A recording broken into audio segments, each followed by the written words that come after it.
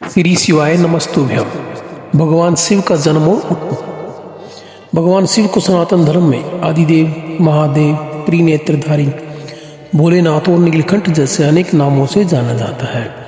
वे सृष्टि के संहारकर्ता और पुनर्जन्म के प्रतीक माने जाते हैं। शिव की उत्पत्ति को लेकर विभिन्न धार्मिक ग्रंथों में अलग अलग कथाएं मिलती हैं। शिव के जन्म और उत्पत्ति की विभिन्न कथाएं। नंबर 1, स्वयंभू शिव, अनादि और अजन्मा।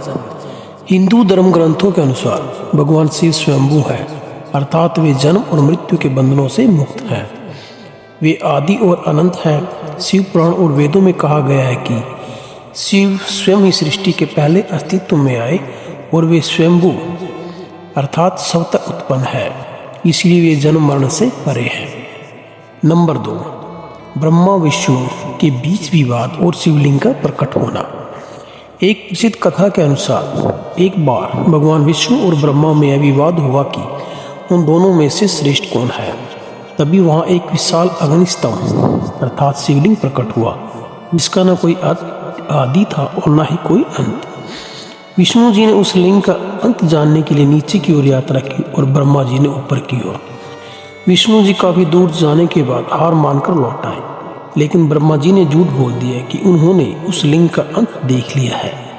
इस पर शिव प्रकट हुए और ब्रह्मा को झूठ बोलने के लिए शाप दिया कि उनकी कोई पूजा नहीं करेगा। इसी कारण भगवान शिव को अजन्मा माना जाता है और वे स्वयं सृष्टि में प्रकट हुए हैं। नंबर 3, शिव का जन्म और देवी पार्वती से संबंध।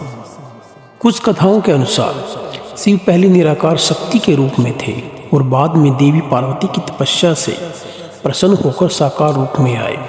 माता पार्वती ने कठोर तपस्या की ताकि शिव उनके पति के रूप में स्वीकार कर सके। उनकी तपस्या के प्रभाव से भगवान शिव ने उन्हें दर्शन दिए और विवाह किया। इसलिए शिव और पार्वती का संबंध सृष्टि के संतुलन के लिए महत्वपूर्ण माना जाता है।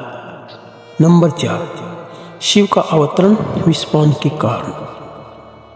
समुद्र मंथन के दौरान जब देवताओं और असुरों ने समुद्र निकालने के लिए समुद्र मंथन किया, तब उसमें कालकूट विष निकला जो संपूर्ण सृष्टि को नष्ट कर सकता था।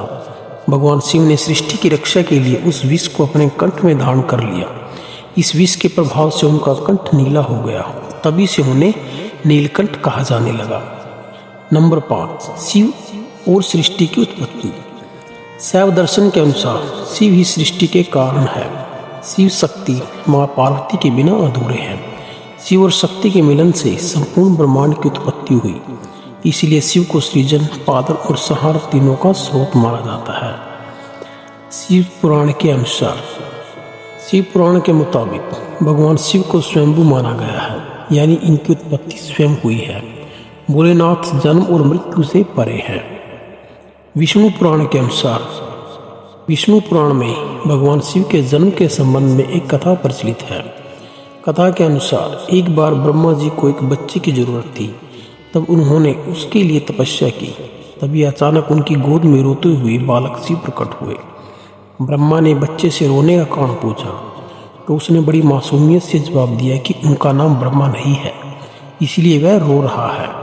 तब ब्रह्मा ने शिव का नाम रुद्र रखा, जिसका अर्थात होता है वाला। पौराणिक कथा। शिव के ब्रह्मा रूप के जन्म लेने के पीछे भी विष्णु पुराण में एक पौराणिक कथा है। इसके अनुसार जब धरती, आकाश, पाताल समेत पूरा ब्रह्मांड जलमग्न था, तब ब्रह्मा, विष्णु और महेश के सिवा कोई भी देव या प्राणी नहीं था। तब केवल विष्णु ही जल स्तर पर अपने शेषनाग पर लेटे नजर आ रहे थे। तभी उनकी नाभि से कमल नाल पर ब्रह्मा जी प्रकट हुए। जब ये दोनों देव सृष्टि के संबंध में बातें कर रहे थे, तो शिव जी प्रकट हुए। ब्रह्मा ने उन्हें पहचानने से इनकार कर दिया। तब शिव के रूठ जाने के भय से भगवान विष्णु ने ब्रह्मा को शिव की याद दिलाई। ब्रह्मा को अपनी गलती का एहसास हुआ और शिव से क्षमा मांगते हुए उन्होंने उनसे अपने पुत्र रूप में पैदा होने का आशीर्वाद मांगा।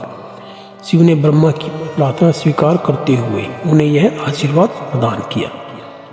निष्कर्ष, भगवान शिव का जन्म नहीं हुआ, बल्कि वे स्वयंभू है। वे अनादि, अजन्मा और संपूर्ण ब्रह्मांड की शक्ति के प्रतीक हैं। उनकी उत्पत्ति की विभिन्न कथाएं हमें यह सिखाती है कि वे सृष्टि, पालन और संहार के नियंत्रण है। शिव को साकार रूप में देखने के लिए भक्ति और ध्यान आवश्यक है। शिव तत्व को समझने के लिए भक्ति, ध्यान और तपस्या का मार्ग अपनाना आवश्यक है। ओम नमः शिवाय। तो जानकारी कैसी लगी दोस्तों, प्लीज़ मेरे चैनल को लाइक, शेयर और सब्सक्राइब जरूर कीजिए। आपका बहुत बहुत धन्यवाद। श्री शिवाय नमस्तुभ्यम।